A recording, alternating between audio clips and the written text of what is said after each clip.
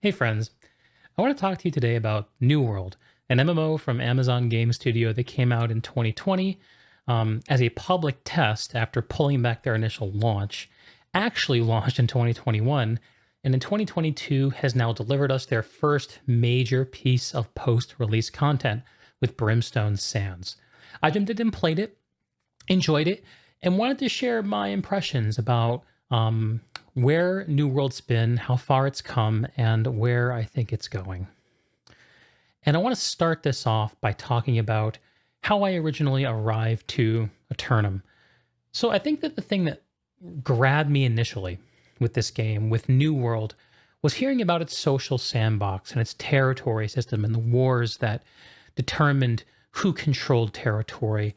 The idea of player controlled territory is something I've never really gotten to experience in an MMO, and this sounded really cool.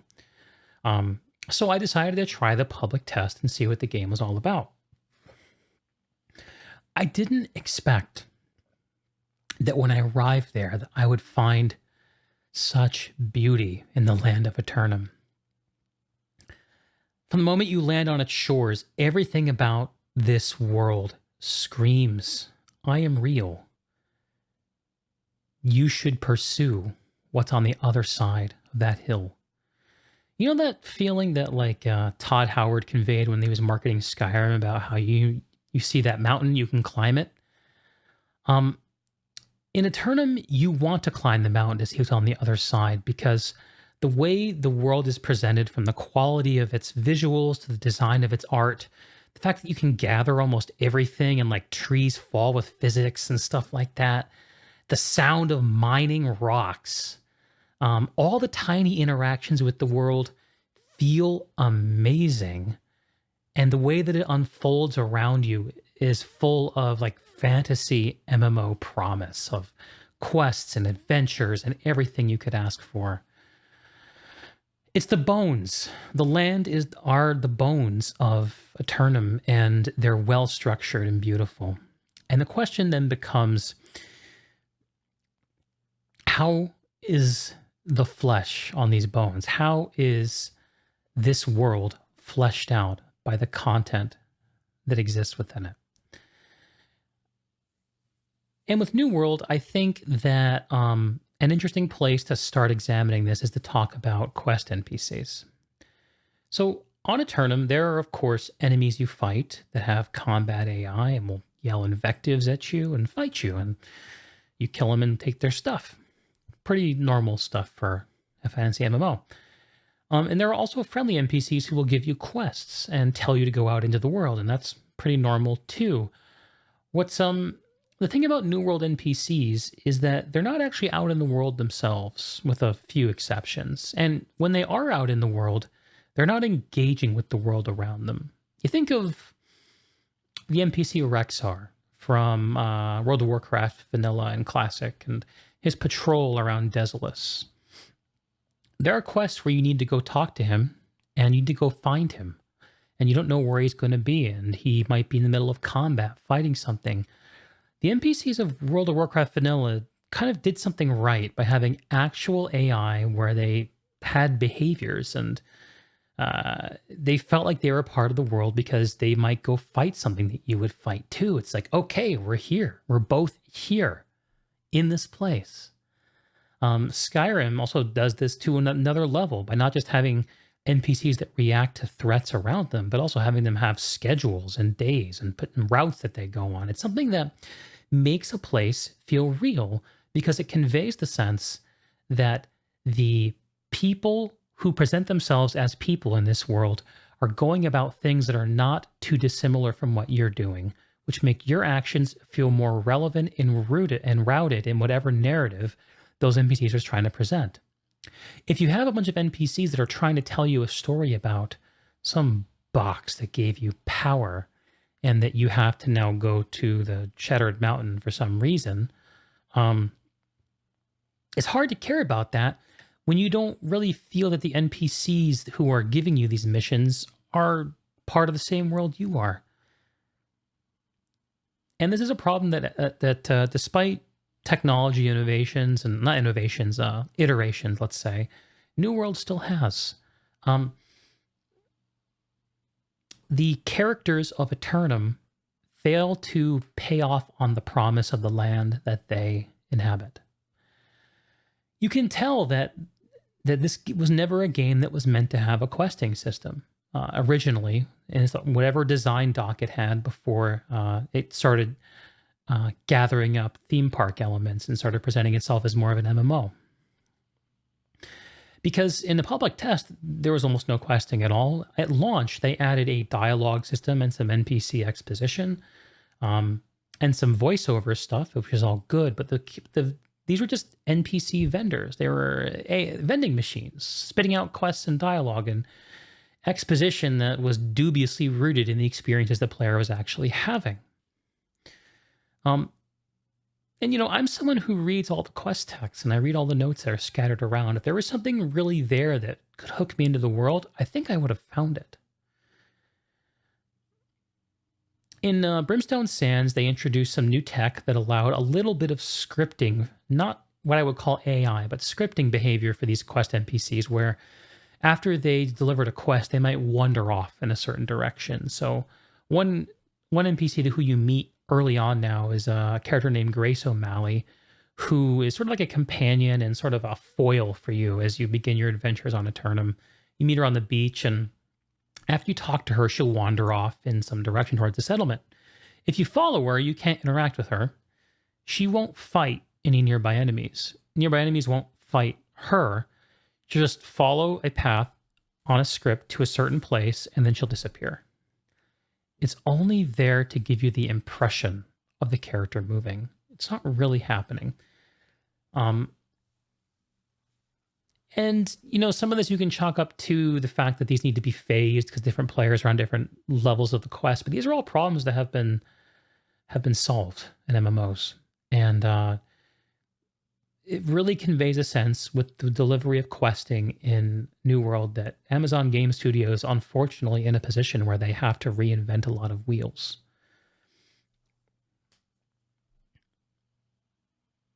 Now, let's talk about some narrative victories. The Heart of the Tempest expedition was not available at launch. It was released sometime this year in 2022, and it added a capstone mission and dungeon at the very end of the progression from level 1 to 60 in this main story, where you take on the supposed main villain of this story, Isabella. She's the character that's teased in a lot of the intro, like the promotional cinematics and stuff like that. At the launch game, she was barely in the game at all. Now they've added the Heart of the Tempest expedition to give you a final confrontation with her. And they've also backfilled some narrative in the intro quests where you learn a little bit more about her. She talks into your ear like some trickster god and all that good stuff. The Heart of the Tempest is amazing. It's amazing. It feels like it's worth showing up for. It sets a bar for dungeons that gets you excited to experience the next one. The environments are crazy and amazing. There's narrative shot through all of it. And the mechanics are interesting and kind of unique feeling. There's this one where you have to carry this relic to give you a bubble of protection so you can shoot down these floating skulls in the sky. I mean, come on. That is so cool. And the boss fights are also interesting. All the main bosses in the Heart of the Expedition. I guess there are some other named ones too, mini bosses, but the main fights are all with Isabella. And after each one, she'll be like, do a traditional like villain thing, like, haha, I am not finishing this fight. I am running away. You will find me in the next boss arena. I mean, she doesn't say that, but you kind of figure it out before long. Anyway, it's a good dungeon. You beat her in the end, or not. The first time I tried to do this, the servers came down for maintenance right when I got to the last boss. The second time, we lost somebody along the way and had to sit for like an hour trying to find a backfill. We did get her though. And it was, honestly, I didn't mind because it was such a cool dungeon, such a cool place. Shot through with narrative, the exposition environment. There was literal graffiti in certain parts that told you something about the characters and the reason they were there. Every part of that experience felt purposeful. And because it was a dungeon, it didn't have to have the narrative density of like an open world location because you aren't really meant to stop and take in the sights. You kind of pulled along through it, and it was paced great. Another dungeon that came out this year was the Barnacles and Black Powder Expedition, like a zombie pirate themed dungeon.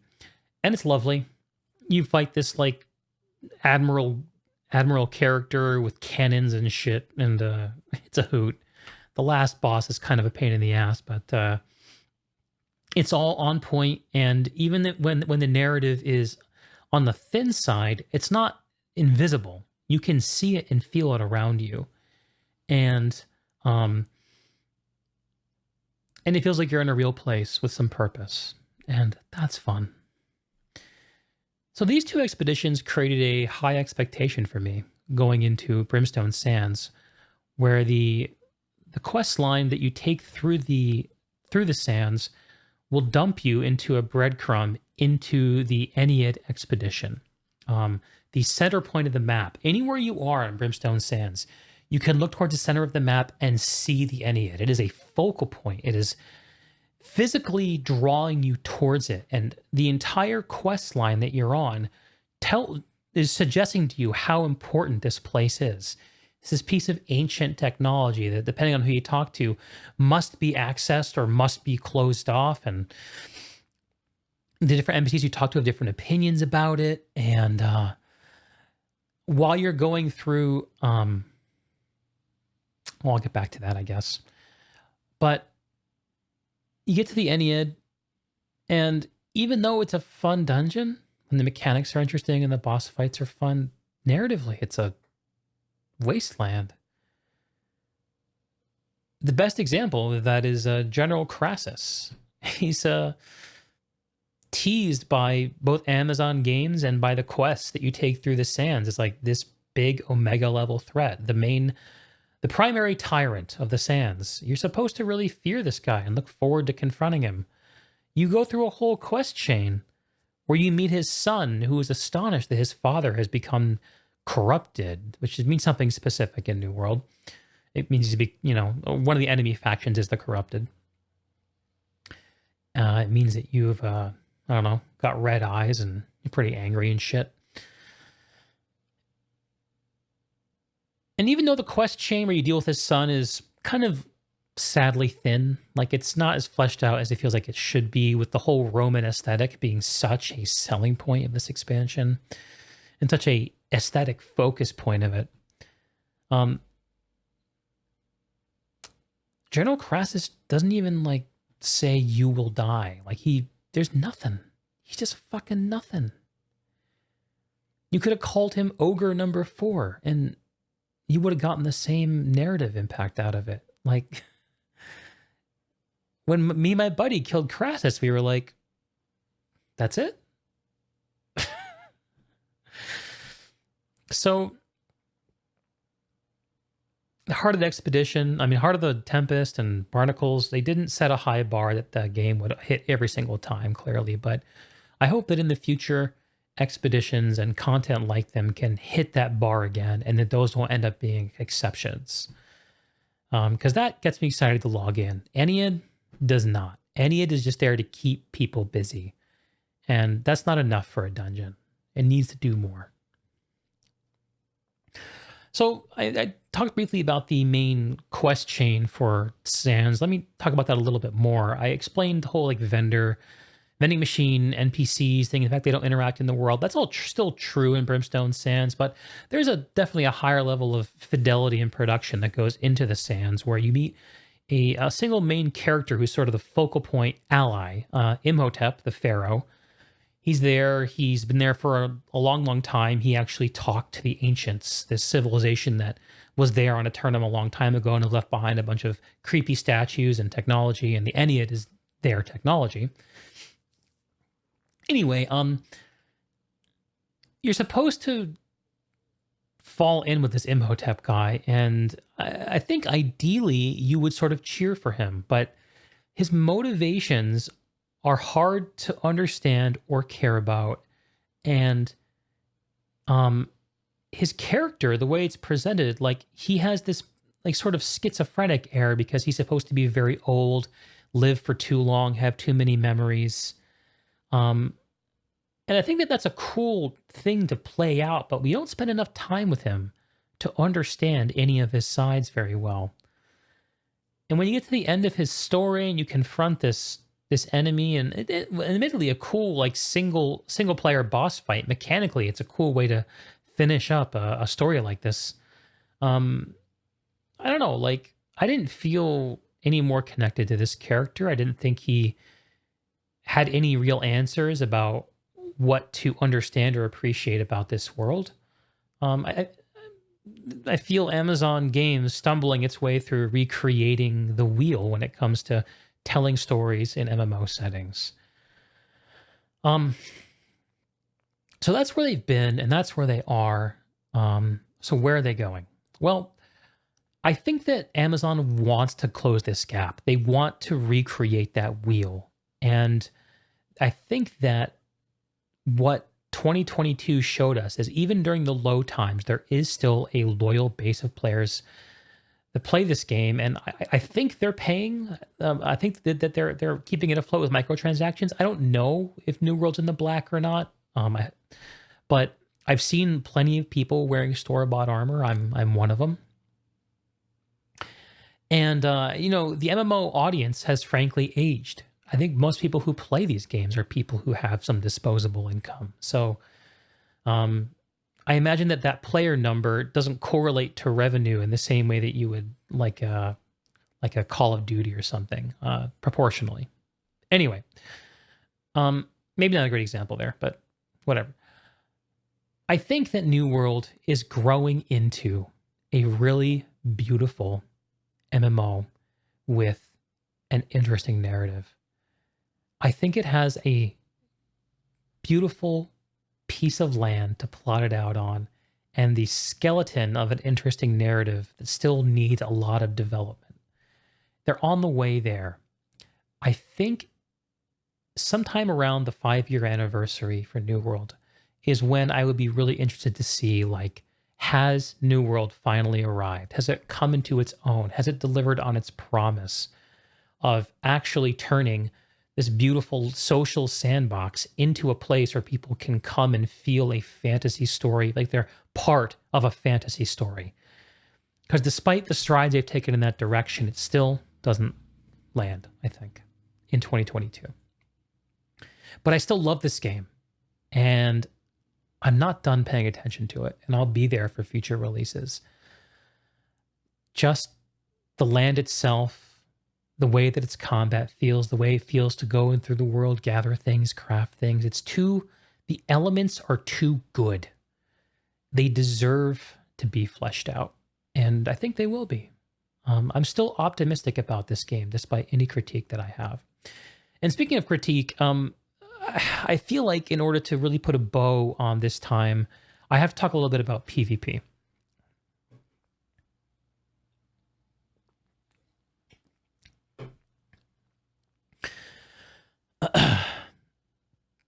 The combat in New World has changed in the last 2 years.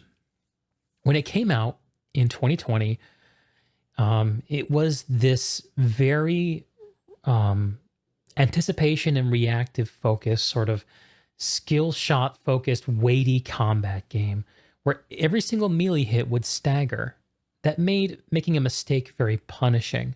And for dueling, for fighting either a single NPC or a single player, it was very interesting. And there's a lot that could go into it. And that felt really promising. But there was always a problem, and that didn't scale very well. So when you take a game where someone can be locked down by staggers so easily, and you may go from 1 versus 1 to 5 versus 5, or 10 versus 10, or 50 versus 50, what you end up with is the majority of those players not having control over their characters. They don't have enough agency to actually do anything. And that's not fun. So from the very beginning, Amazon Games has been sort of rolling back how punishing the PvP is in this to make it so that people can be more interactive. If you watch like a modern World of Warcraft arena duel, it kind of looks like these like pillars moving around and just moving arms and legs and shooting stuff out, and they're not really getting stopped a lot. It's a game that really makes you feel like you're always in control of what your character's doing for the most part. I mean, I guess there are control effects, but not like you have in New World. Um, this year, actually, Amazon took it another step further by taking grit off of a large number of NPC attacks. Grit is a sort of stagger protection status that players and NPCs can gain in certain situations. So even though light and heavy attacks no longer stagger, there still is stagger on special attacks, and players know how to use these. And NPCs, depending on who they are, might use them a lot. So they took grit off of NPCs to make it so it's more possible to just left-click into an NPC and brainlessly kill them. And all in an effort, I think, to make it possible for group combat to be enjoyable.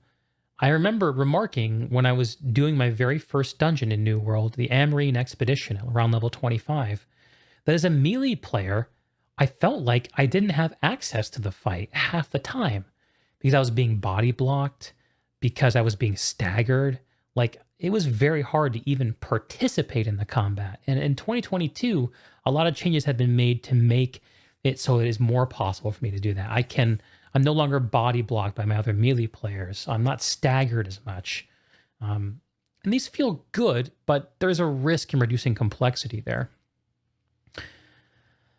So despite this fact, PvP in New World is still extraordinarily punishing.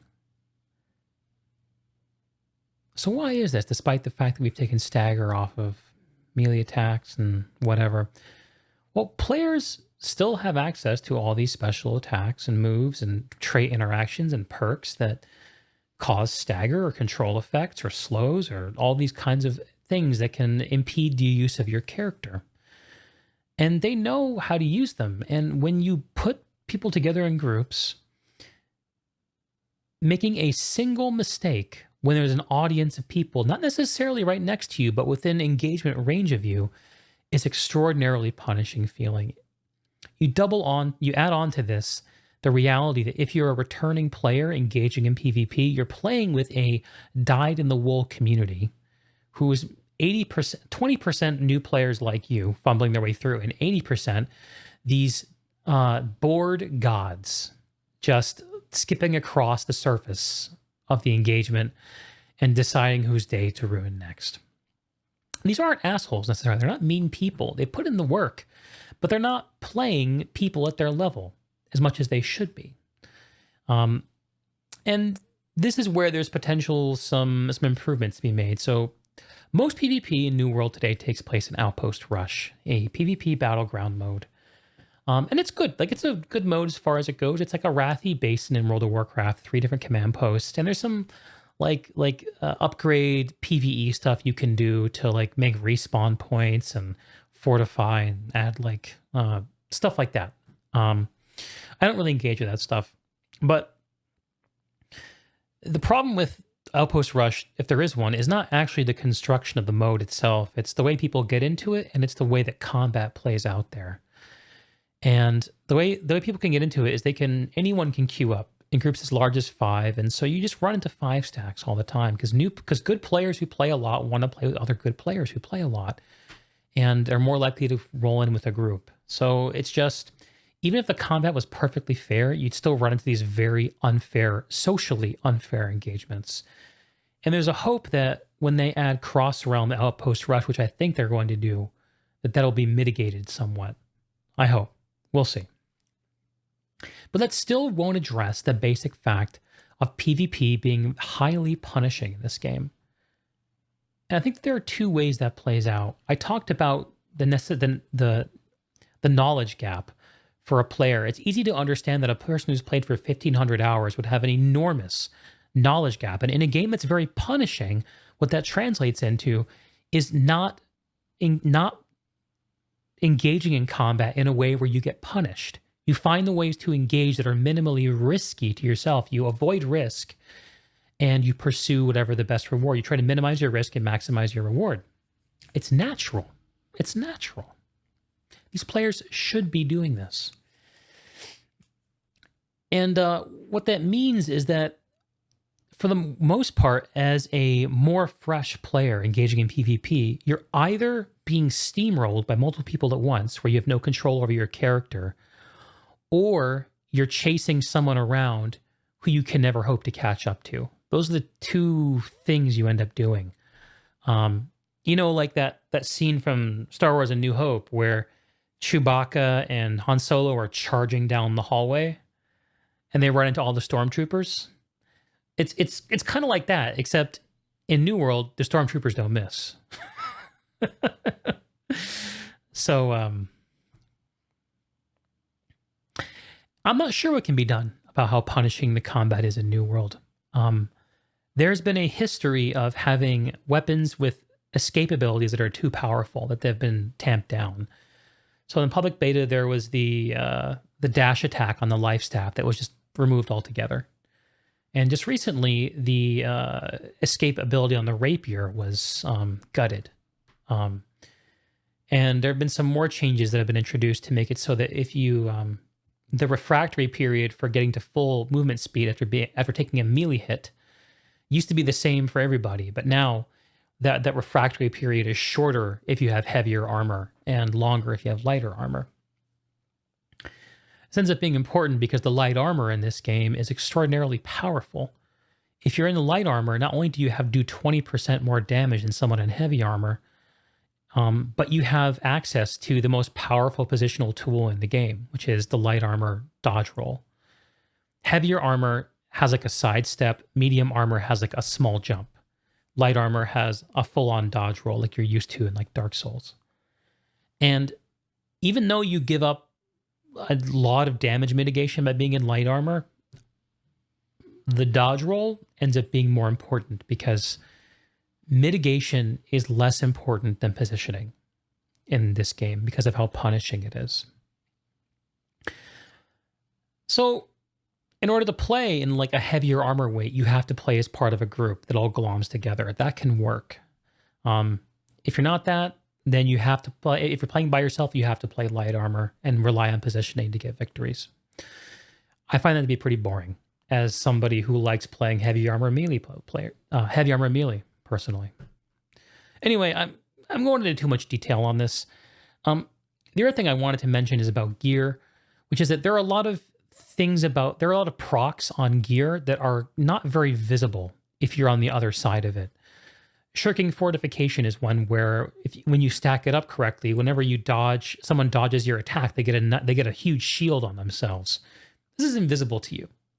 You may ask yourself, why am I doing no damage to this guy? Well, he's playing in a way that maximizes perk interactions so that he, even when he does get hit, doesn't get punished that hard for it. And even though they're adding gear score normalization to the instance PvP, Outpost Rush and Arenas, having a whole extra perk on your gear, which max gear score characters will, compared to entry-level endgame players, adds up. And you add that with the knowledge gap, and it's just highly punishing. I don't know what New World and what Amazon Games can do about how punishing PvP is. I hope they can figure something out. The last dimension of PvP in New World that's worth examining is the territory game, of course. Come all the way back to that, where, like I mentioned, it was the thing about New World that interested me in the first place. It was the thing that made me want to try it out, the social sandbox, the politics. I'm a PlanetSide player. Of course I love that shit. Of course I want to fly my flag over Everfall and defend it from the hordes. Of course I want to do that.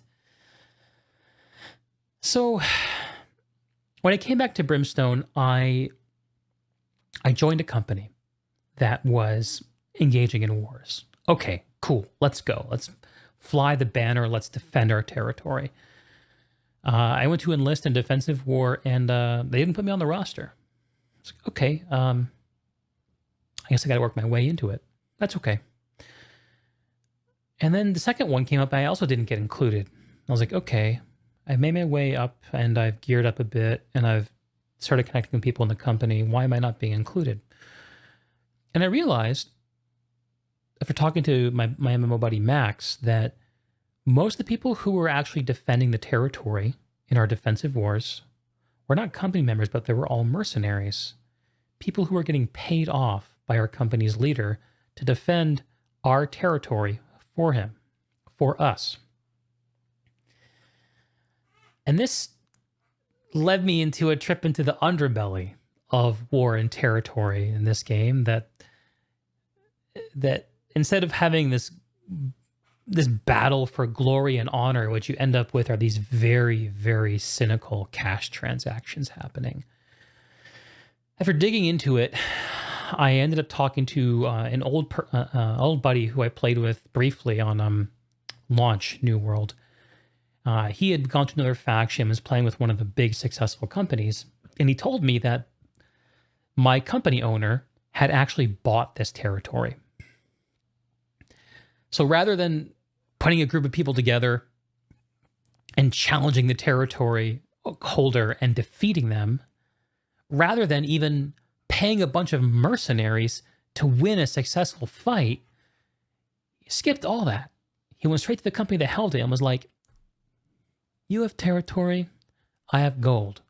Let's work something out here." And because it was one of the least valuable territories, I think it was an advantageous transaction for the company who decided to give it up. The vehicle of territory exchange is war. So in order to conclude this transaction, this company had to sign up for and join and deliberately lose a war to give up the territory and get the money. So you may hear this and think, oh, that's kind of interesting. Actually, it's kind of cool that there's a game that enables this kind of political stuff. And I think that's actually fair. It interests me too.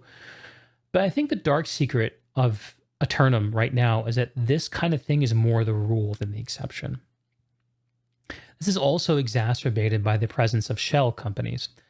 So the same mechanic that allows mercenaries to fill war rosters and for a company to not need their own members to hold territory also allows powerful companies to own multiple territories via shell companies. So each company has what's called a siege window. It's a time of day where when someone challenges them to a war, the game will automatically schedule the war at that time in that company's siege window. So if you're one company and you hold multiple territories, you risk having to fight multiple defensive wars at the same time, which is almost impossible, very hard to do. In order to get around this, these powerful companies create shell companies with different siege windows. And because those shell companies can just flood their war rosters with people from anyone, from literally anyone else on Eternum, you end up having one company with multiple shell companies own massive chunks of a server. And it's anti-competitive because it prevents any new companies from kind of growing into territory without buying their way in. So you have a situation where you have these mega companies with shell companies that are owning and hoarding all the tax wealth of Eternum, and they only give up territory when they're paid enough to offset the loss of the tax revenue. Does that sound like fun to you? Thankfully, Amazon Games is doing some stuff to mitigate this. And I hope that war this time next year looks very different, because one taste of this very cynical thing massively turned me off from it. And like I mentioned, this was the thing that turned me on to New World in the first place, and it would be a shame if it ended up being just this. Okay. I think that this, what was supposed to be a short video is coming to a close now.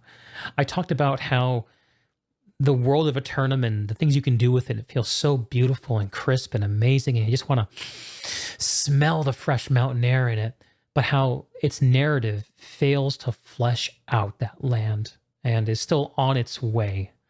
I talked about how the combat design of New World makes it very difficult for people who are not at the top of the food chain to participate in PvP combat because of how punishing it is, because of the group dynamics, because of the accumulation of advantage from gear and knowledge. And lastly, I talked about the underbelly of the territory game and how corrupt, how corrupt owning territory in this game has become. These are all opportunities for growth. I think the thing that still excites me the most is the territory stuff because it's the most novel and different from other stuff that's out there. When I look at the growth of New World's ability to include the player in a meaningful feeling fantasy story that they share with others, I think that their competition is very, very steep. And they're never going to really compete with the Final Fantasies, with the World of Warcrafts, with the Guild Wars of the world. And their best bet is still to hone in on the core that is so good, which is being in the world, gathering its resources, making shit from it. And honestly, it's skill shot based combat, which despite its problems in PvP is still fun. It's still good. There's still something really beautiful there. And what I would look forward to, if I were you, if you're still waiting to play New World, I don't think Brimstone Sands is like going to... If you enjoyed New World at launch, you will enjoy Brimstone Sands. But if that wasn't enough for you, I don't think this still will be. And I think that what we should look forward to is a future expansion. Did I mention this earlier? If I didn't, I'm going to repeat myself. Sorry. If I did, I'm going to repeat myself. But in the lead up to Brimstone Sands, Amazon Games did some promotion and they answered the question of why they didn't creep gear score in Brimstone Sands, why they didn't go above 625 gear score. And the answer was that this is not the right time to raise the gear cap, which suggests there is a good time to do it. So what would be the good time to do it? Well, a paid expansion, of course. And a paid expansion opens up a lot of things. Obviously, there's the revenue, but they've teased raids. They've teased transmog. We know that there's more land in Eternum to explore. And a lot of these issues with the way that the game plays out in PvP, I think you can look to itemization, at least to some extent. And a creep in gear score is an opportunity to re-itemize the way the gear works. So I think that people are going to give New World a chance. I think it's going to have a time to grow into the game it should be. And like I mentioned before, I'm looking forward to that 5-year anniversary in 2026. And I think sometime in the couple years before that, we'll see a paid expansion. And I'll be there. I love Eternum. And I look forward to returning to it. If you made it this far, thank you for listening. I hope this made sense. To be frank, I literally sat and recorded this video 3 times. And the first 2 times, I did it with my mic muted. Oh my God. Anyway, the mic is definitely on right now. This is definitely not a wasted recording. And I played through all of New World on stream here on YouTube. And I'm going to be moving on to a new experience, to playing the World of Warcraft expansion Dragonflight with my buddy Max at the end of this month. And we'll be doing it on stream. So if you find any of the things I've discussed interesting and want to talk to me about it, of course, leave me a comment. But I suggest you also drop by my stream and say hello. Tell me what you think and or ask me some questions. I love thinking about these experiences. I think that games should be something that you take and has a positive impact on your life. I don't think that games should be thought of as a waste of time. I certainly don't think of them that way. And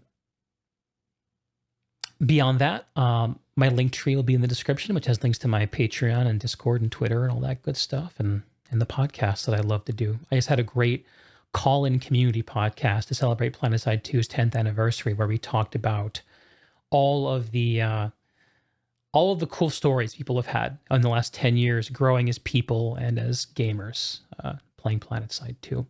I love communing with my fellow gamers. I'd love to hear your stories too. So I look forward to seeing you and hearing from you. And thanks.